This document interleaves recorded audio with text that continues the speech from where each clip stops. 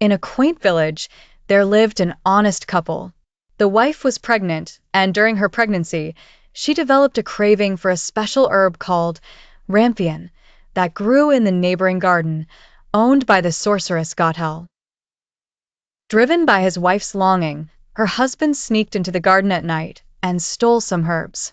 Though he went unnoticed the first time, the second time he was caught by Gothel. With a menacing voice, she declared, "You have stolen from my garden, and for that, I demand your unborn child." Trembling with fear, the husband had no choice but to agree. When the baby girl was born, the sorceress took her away, naming her Rapunzel after the herb. As Rapunzel grew, her beauty became renowned. Her golden hair was as brilliant as sunlit fields of wheat, and her heart was as soft as a flower. Knowing such beauty needed to be hidden from the world, Gothel imprisoned Rapunzel in a high tower. The tower had neither doors nor stairs, only a single small window. Days passed with Rapunzel sitting by the window, listening to the birds and dreaming of a world beyond. Every day, Gothel would call out, "Rapunzel, let down your hair." Rapunzel would then lower her long golden hair out the window so Gothel could climb up. One day, a prince riding through the forest heard Rapunzel singing.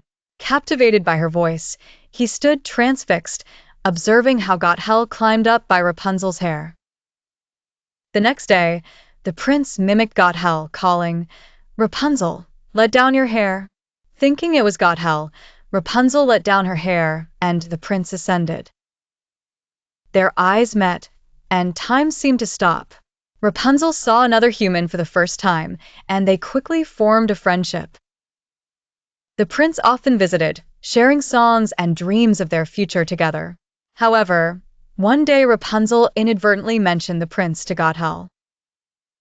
Furious, Gothel cut off Rapunzel's hair and cast her into a distant desert. When the prince returned, Gothel deceived him with Rapunzel's cut hair. Once he climbed up, she pushed him from the tower.